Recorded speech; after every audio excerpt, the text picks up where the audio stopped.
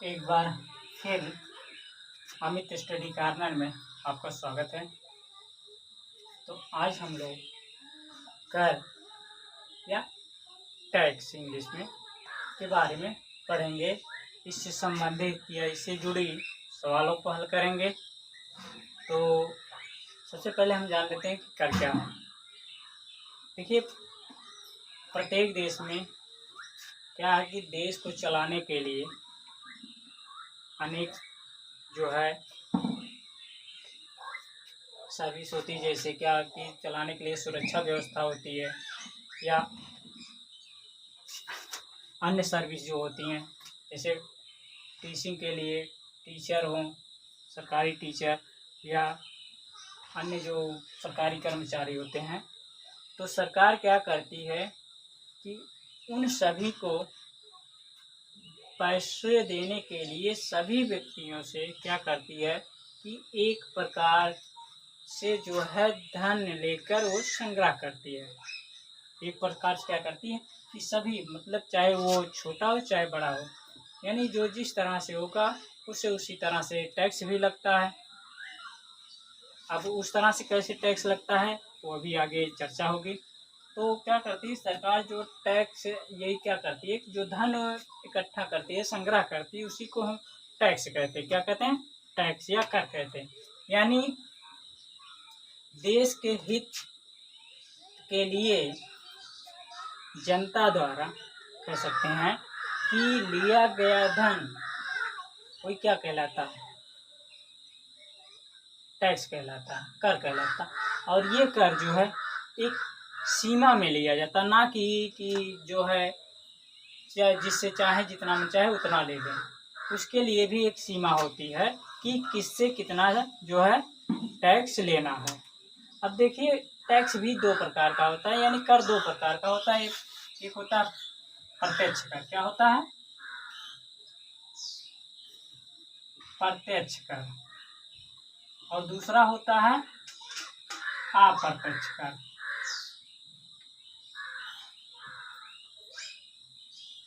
यानी डायरेक्ट और इनडायरेक्ट। प्रत्यक्ष कर क्या होता है कि यदि ये ऐसा कर जो व्यक्ति को सीधा, जो है किसी व्यक्ति को सीधा प्रभावित करे, वही क्या होता है?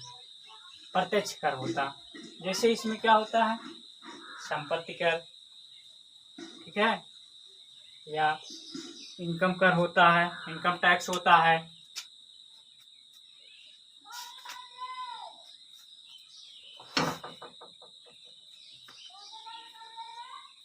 इनकम या संपत्ति कर, आय कर या उपहार कर भी होता है। इसी में कौन कौन सा प्रत्यक्ष में आता है? आय कर, आय कर, संपत्ति कर या उपहार कर।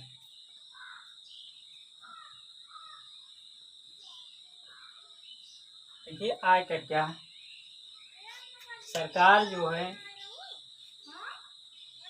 किसी व्यक्ति को कमाने की एक सीमा जो है निर्धारित की है कि अगर आप इससे ज़्यादा जो है इनकम करते हैं तो सरकार को आपको टैक्स देना पड़ेगा। संपत्ति अधिक है तो भी कर देना पड़ेगा। उपहार ऐसा है तो भी, यानी किसी को उपहार दे रहे हो बहुत महंगा है, उस पर भी कर देना पड़ रहा है। तो आयकर जैसे सरकार क्या करती है कि देखिए, पहले तो क्या था कि 2,50,000 ये निर्धारित की थी कि अगर आपका वार्षिक आय इतने तक है तो आपको कर नहीं देना पड़ेगा, ठीक है। लेकिन वर्तमान में ये 5 लाख तक हो गया। कितना? 5 लाख तक हो गया। ये 5 लाख तक आपको वर्तमान में कर मुक्त है। तो पहले कितना था? 2.5 लाख, इतनी समय 5 लाख तक हो गया है। अप्रत्यक्ष कर क्या है? जिससे जैसे क्या है कि व्यक्ति पर सीधा प्रभाव ना पड़े, यानी कोई वस्तु खरीदते हैं उस पर कर देना पड़ रहा है, कोई सामान खरीद रहे हैं उस पर जो टैक्स देना पड़ रहा है वही अप्रत्यक्ष कर है। एक होता है इसी में जीएसटी। क्या होता है? जीएसटी। ये जीएसटी क्या है? जीएसटी देखिए, यही जो अप्रत्यक्ष कर था, जो वस्तुओं पर लगाया जाता था, सरकार ने इसी अप्रत्यक्ष कर को जो है हटा करके इसको जीएसटी में बदल दिया, यानी जीएसटी कर दिया, यानी गुड्स एंड सर्विस टैक्स। यानी जो सामान होते हैं उस पे जो जो टैक्स लगेगा वो जीएसटी कहलाएगा। क्या कहलाएगा? जीएसटी। और हर एक सामानों पर जो है सरकार जीएसटी जो है तय करती है कि किस सामान पर कितना जीएसटी लगेगा।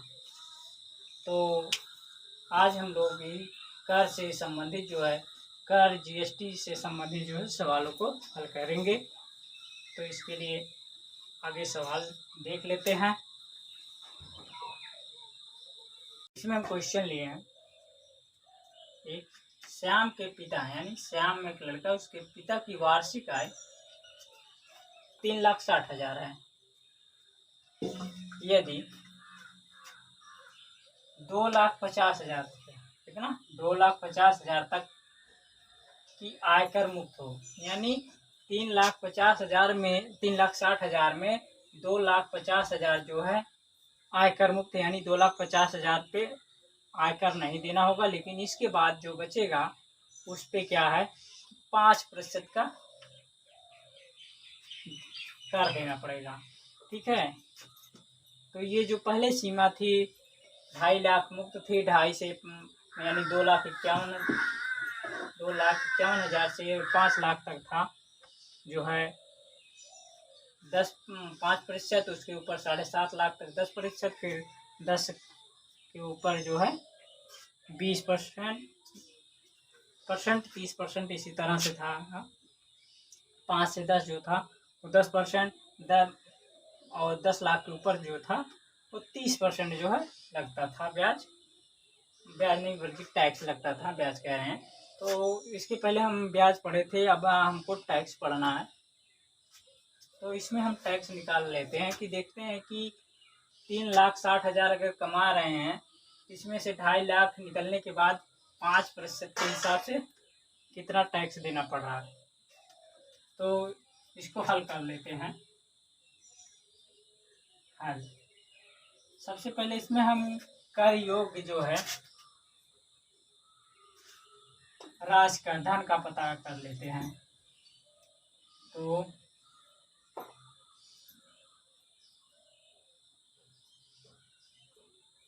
कर योग्य राशि क्या है? कर योग्य राशि निकालने के लिए करेंगे क्या? सकल आय कर सकते हैं, कर योग्य आय। ठीक है, आय लिख देते हैं, कर योग्य आय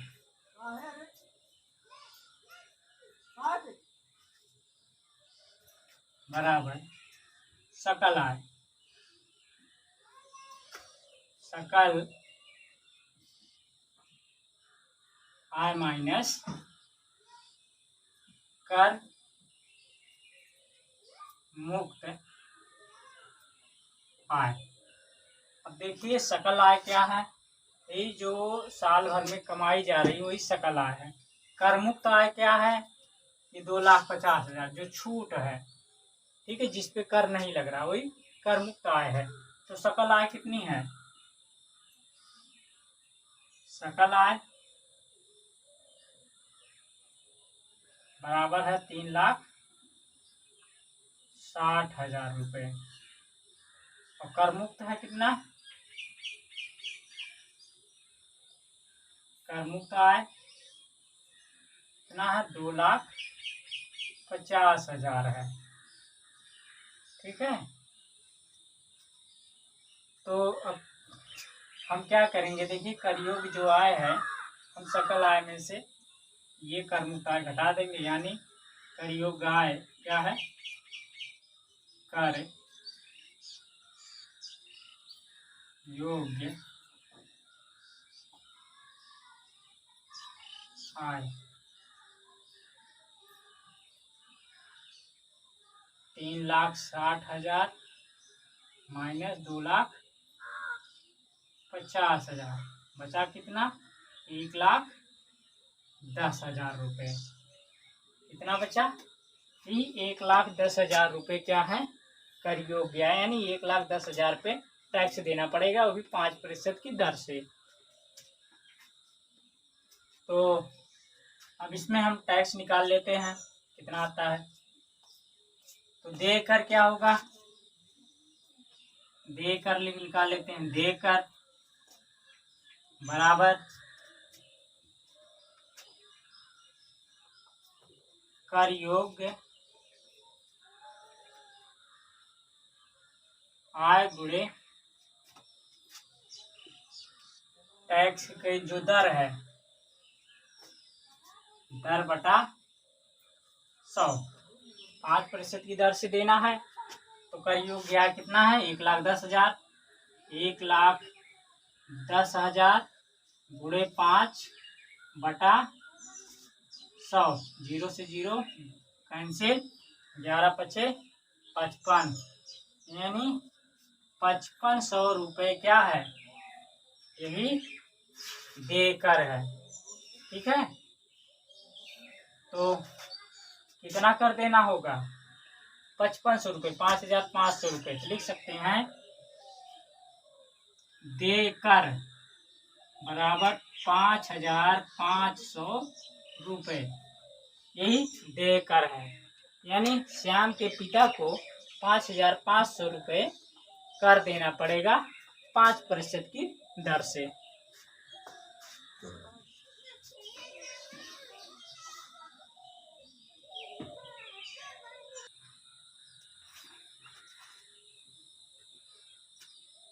दूसरा क्वेश्चन है, राकेश के पिता की वार्षिक आय 2,58,000 रुपये है। यदि 2,50,000 रुपये आयकर मुक्त है तो 10% की दर से उसे कितना आयकर देना पड़ेगा। देखिए, क्या वैसे तो 2.5 लाख के ऊपर 5 लाख तक 5% लगता है, लेकिन क्वेश्चन में कहा कि 10% की दर से कितना देना था, यानी हमें 10% के दर पे निकालना पड़ेगा। ठीक है, तो सकल आय कितनी है,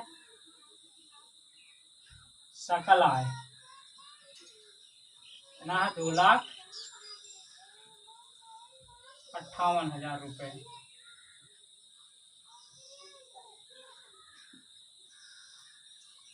कर मुक्त आय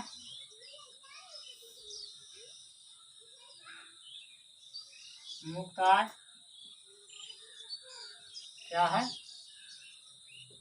2,50,000 रुपये। ठीक है, अब कर योग्य आय कितना होगा, कर योग्य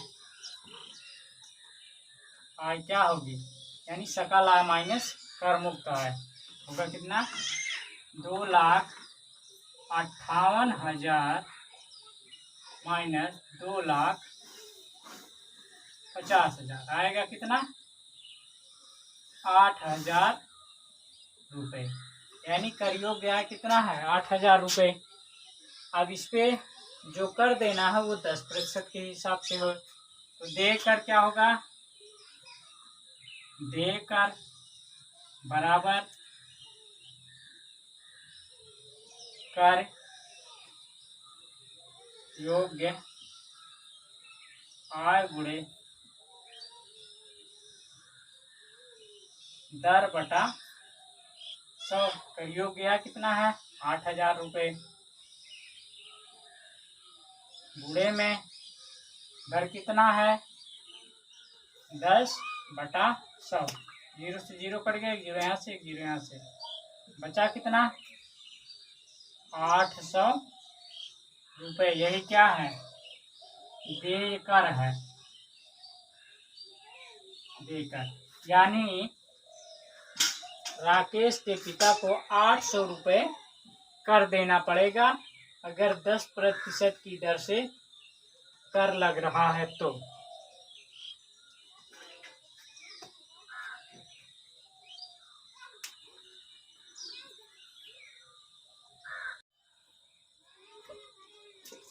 देखिए अगला क्वेश्चन जो है ये जीएसटी से संबंधित, इसमें हमें जीएसटी निकालना है। इस क्वेश्चन में क्वेश्चन क्या पहले देख लेते हैं। क्वेश्चन, एक जोड़ी सैंडल का मूल्य 1000 रुपये है। सैंडल का मूल्य कितना है? 1000 रुपया है। यदि उस पर 18% की दर से जीएसटी देना पड़ता है तो सैंडल को खरीदने पर ग्राहक को कितने रुपए देना पड़ेगा। यानी सैंडल का जो मूल्य है 1000 रुपये है, लेकिन इसी पर 1000 का 18% जो है जीएसटी लग रहा है। तो अगर कोई ग्राहक इस सैंडल को खरीदेगा तो 1000 के साथ उसको 18% जीएसटी भी देना पड़ेगा। ठीक है, तो जीएसटी के साथ ग्राहक को कुल कितने रुपए देने पड़ेंगे। अब देखिए ये जो जीएसटी लग रही है इस सैंडल पे ही क्या है, अप्रत्यक्ष कर है। ठीक है, क्योंकि ग्राहक जब सैंडल खरीदेगा तो उसे थोड़ी ना पता कि इस पे जो है हमसे सरकार ही कर ले रही है, क्योंकि दुकानदार सीधे जो जीएसटी थोड़ी ना बताएगा, जीएसटी जोड़कर ही ग्राहक को मूल्य बताएगा। यानी जीएसटी इस पे लगा लेगा, उसके बाद ग्राहक को मूल्य बताएगा। तो ग्राहक को जीएसटी पता ही नहीं चलेगा हम क्या कर दे रहे हैं। तो चलिए निकाल लेते हैं। तो सैंडल का मूल्य पहले निकाल लेते हैं। सैंडल का मूल्य कितना है?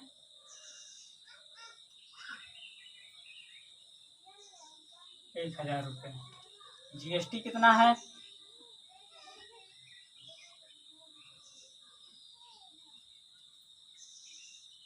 जीएसटी कितना है? 18% है। तो ठीक है, अब देखिए 18% जोड़ने के बाद जो सैंडल का मूल्य है वो कितना बन रहा है। ठीक है, लिख लेते हैं।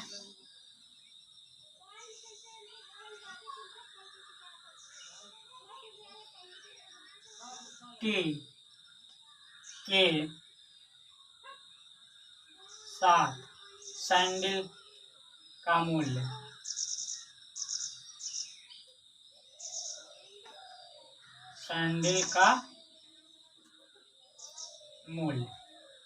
बराबर क्या है। देखिए ये सैंडल पे जो मूल्य है, ठीक है, लिख लेते हैं।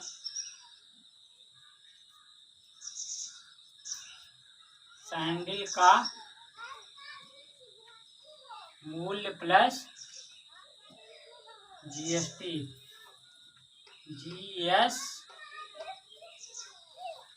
तो सैंडल का मूल्य कितना है? 1000 रुपये प्लस जीएसटी कितना है? 18%। यानी 1000 का 18% क्या होगा? 1000 गुणे 18/100। देखिए 2 जीरो यहाँ से, 2 जीरो यहाँ से कटा। देखिए बचा कितना? 1000 प्लस 18 दाम में 180, यानी 1180 रुपये। ये क्या है? जीएसटी के साथ जो है सैंडल का मूल्य। यानी अगर कोई ग्राहक इस सैंडल को खरीदता है तो उसे 1180 रुपये देना पड़ेगा। ठीक है, इसी को विक्रय मूल्य भी कह सकते हैं। इसी को क्या? विक्रय मूल्य, सीधे सीधे। ठीक है, यही विक्रय मूल्य क्या होगा? विक्रय मूल्य कितना आया? 1180 रुपये। ग्राहक को 1180 रुपये देना पड़ेगा इस सैंडल के लिए।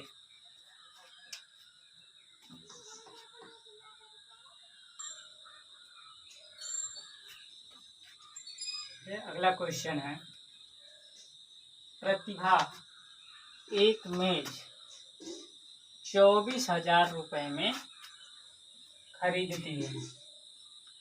जिसमें 12% जीएसटी भी सम्मिलित है। मेज का अंकित मूल्य ज्ञात कीजिए। अब देखिए क्या है कि ये जो मेज का मूल्य है इसमें जो है जीएसटी भी सम्मिलित है। क्या सम्मिलित है? जीएसटी भी 12% सम्मिलित है। तो हमें अंकित मूल्य यानी जीएसटी निकाल के मेज का मूल्य कितना था वो निकालना है, यानी इसमें से जीएसटी हमें अलग करना है। क्या करना? जीएसटी अलग करना है। तो चलिए निकाल लेते हैं। मेज का विक्रय मूल्य क्या है? यही जो जीएसटी के साथ है। मेज का विक्रय मूल्य 24,000 रुपये है। कितना है? 24,000 रुपये है।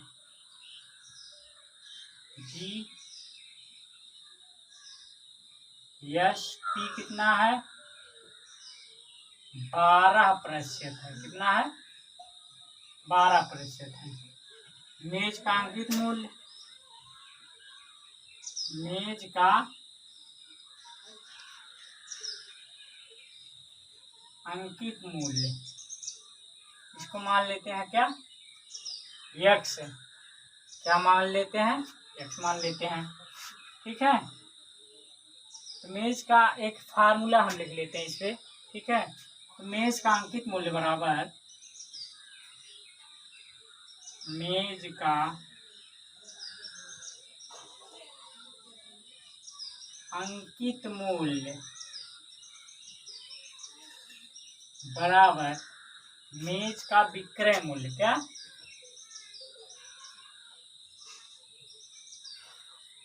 मेज का विक्रय मूल्य माइनस क्या करेंगे? जीएसटी।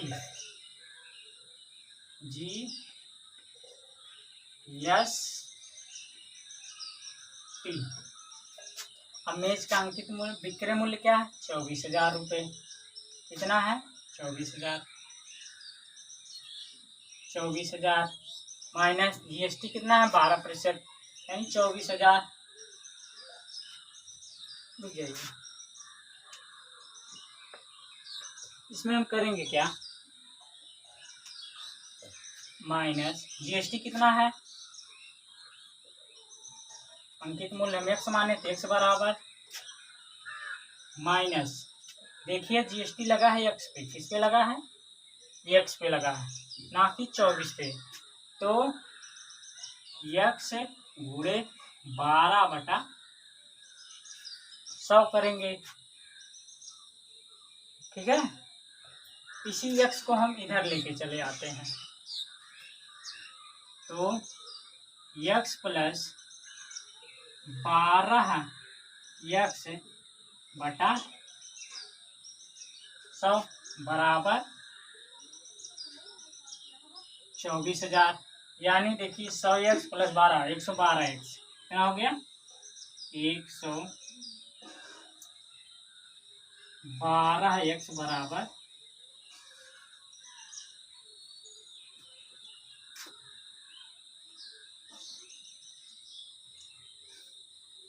24,000।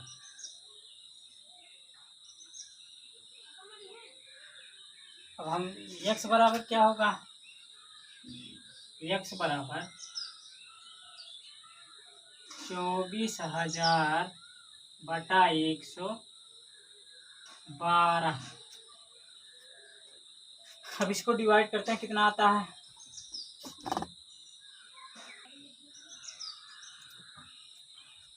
अगर हम इसको डिवाइड करते हैं तो आएगा 21,428 रुपये 57 पैसे। कितना आएगा? 21,428 रुपये 57 पैसे। यानी जो मेज का अंकित मूल्य हो गया,